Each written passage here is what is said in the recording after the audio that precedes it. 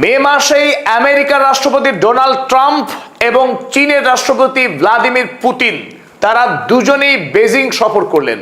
লক্ষ্য ছিল একটাই, চীনের রাষ্ট্রপতি শি জিনপিং এর কাছ থেকে বন্ধুত্ব এবং বাণিজ্যিক সুবিধা আদায় করা। এই দুই বৈঠক পরে সময় এসেছে পর্যালোচনা করা, ডোনাল্ড ট্রাম্প না ভ্লাদিমির পুতিন, এই দুই রাষ্ট্রপতির মধ্যে বাজিমাত কে করলেন। যদিও ডোনাল্ড ট্রাম্প ঢাক ঢোল পিটিয়ে বিশ্বকে বারবার জানানোর চেষ্টা করেছিলেন তিনি বিজয়ী হয়েছেন, শি জিনপিং এর তিনি সবচাইতে নিকটতম বন্ধু এবং তাকে সবচাইতে বেশি রাজকীয় আপ্যায়ন করেছে শি জিনপিং।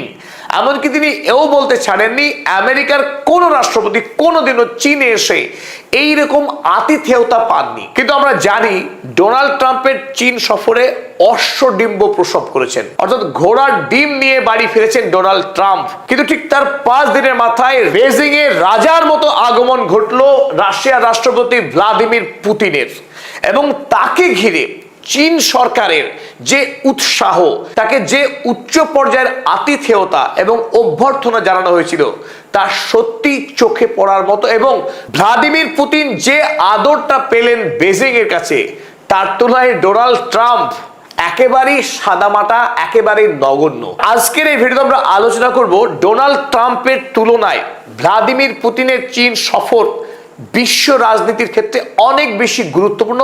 কেন গুরুত্বপূর্ণ সেই পয়েন্টগুলো আমরা আজকে ধরে ধরে আলোচনা করব।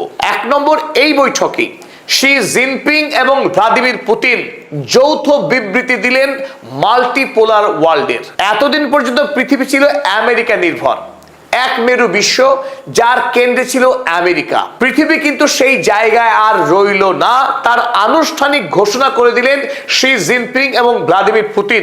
এখন থেকে পৃথিবী বহু মেরু বিশিষ্ট। একদিকে যদি আমেরিকা ভর কেন্দ্রে থাকে, অবধারিতভাবে অপর কেন্দ্রে রয়েছে চীন, রাশিয়া, ইরান, IRC ব্লক।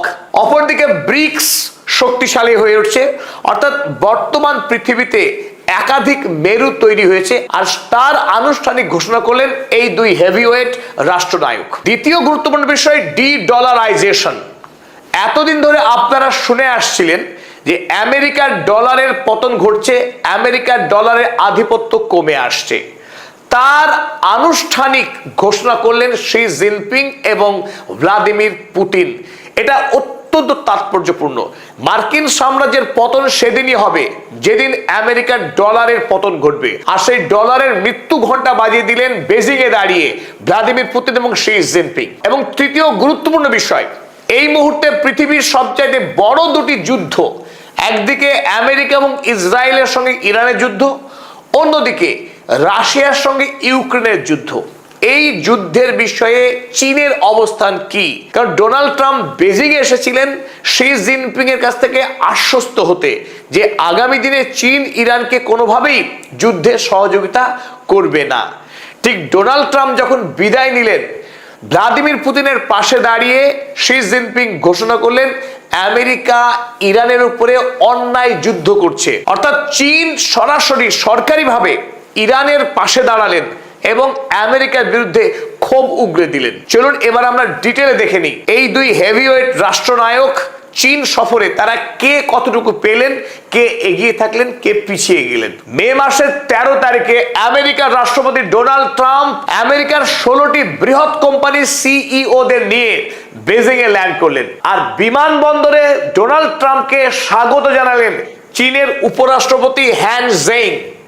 শুনে মনে হতে পারে যে চীন ডোনাল্ড ট্রাম্পকে ব্যাপক গুরুত্ব দিয়েছে, কারণ এয়ারপোর্টে যদিও শি জিনপিং যাননি, কিন্তু ভাইস প্রেসিডেন্টকে পাঠিয়েছিলেন ডোনাল্ড ট্রাম্পকে বরণ করবার জন্য। কিন্তু মজার বিষয় অন্য জায়গায়। এই হ্যান জেইং তিনি চীনের রাষ্ট্রনায়কদের পোর্টফোলিও নিরিখে, অর্থাৎ যদি শি জিনপিং 1 নম্বর গুরুত্বপূর্ণ নেতা হন, এই উপরাষ্ট্রপতি হ্যান জেইং তার অবস্থা 25তম। তিনি চীনের 25 নম্বর নেতা যিনি ডোনাল্ড ট্রাম্পকে বিমানবন্দরে অভ্যর্থনা জানান। অপরদিকে যখন ভ্লাদিমির পুতিন বেজিং এ ল্যান্ড করলেন, শি জিনপিং না গেলেও খোদ গেলেন ওয়াং ই, চীনের বিদেশমন্ত্রী ওয়াং ই এবং চাইনিজ কমিউনিস্ট পার্টির অন্যতম প্রধান মুখ এই ওয়াং ই। এবং গুরুত্বের বিচারে শি জিনপিং এর পরের মুখ হলেন ওয়াং ই। এখানেই বোঝা যাচ্ছে যে চীনের কাছে কার গুরুত্ব বেশি, ডোনাল্ড ট্রাম্পের না ভ্লাদিমির পুতিনের? অপরদিকে ডোনাল্ড ট্রাম্পের সঙ্গে শি জিনপিং এর সাক্ষাৎ হলো যে মে মাসে, এই সাক্ষাৎ গত 10 বছরের মধ্যে 3 নম্বর সাক্ষাৎ, অর্থাৎ দুজনের দেখা হলো 10 বছরে মাত্র 3 বার। অপরদিকে ভ্লাদিমির পুতিনের সঙ্গে শি জিনপিং এর সাক্ষাৎ গত 5 বছরে এটি ছিল 11তম 11তম।